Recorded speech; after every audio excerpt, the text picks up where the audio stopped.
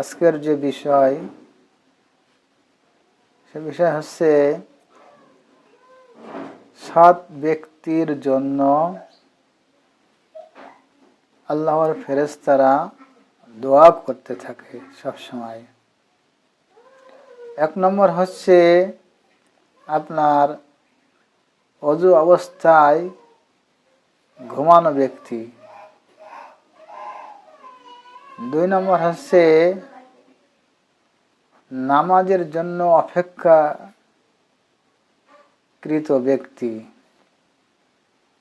যে জামাতের সময়ের জন্য বসে আছে মসজিদে নামাজের অপেক্ষা, এই ব্যক্তির জন্য ফেরেশতারা দোয়া করে।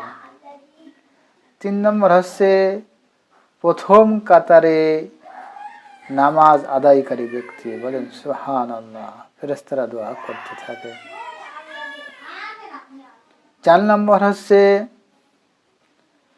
রাসূলুল্লাহ সাল্লাল্লাহু আলাইহি সাল্লামের প্রতি দুরূদ শরীফ পাঠকারী ব্যক্তির জন্য ফেরেশতারা দোয়া করতে থাকে, বলেন সুবহানাল্লাহ।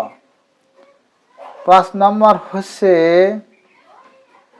রোগী, অসুস্থ রোগী, আপনার আত্মীয় বা আপনার নিজের নিকটস্থ যদি পরিচিত লোক হাসপাতালে আছে অসুস্থ, ও অসুস্থ ব্যক্তিকে পরিদর্শন করার সময় ফেরেশতারা দোয়া করতে থাকে, বলে সুবহানাল্লাহ। 6 নম্বর হচ্ছে মুসলিম কোন মুসলমান ভাইয়ের জন্য দোয়া করলে ফেরেশতারা তার জন্য দোয়া করতে থাকে, বলেন সুবহানাল্লাহ। 7 নম্বর হচ্ছে আপনি দ্বীনের জন্য, ইসলামের জন্য, আল্লাহর সন্তুষ্টির জন্য আল্লাহর রাস্তায় দানকারী ব্যক্তিকে আল্লাহর ফেরেশতারা দোয়া করতে থাকে, বলেন সুবহানাল্লাহ।